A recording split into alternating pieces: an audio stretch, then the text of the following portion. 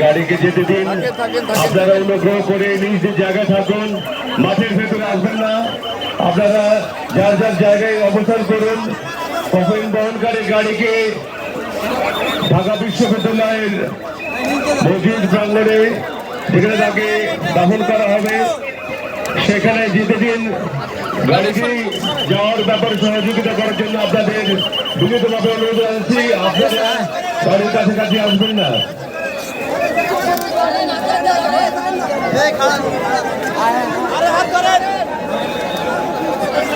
আপনারা অনুগ্রহ করে গাড়ির সামনে থেকে সরে যান, গাড়ি থেকে যাবার পথ করে দিন। মুসল্লিবৃন্দ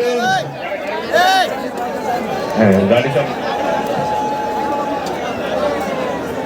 মুসল্লিবৃন্দ আপনারা অনুগ্রহ করে গাড়িকে যাবার পথ করে দিন। আপনাদের কাছে বিনীত অনুরোধ,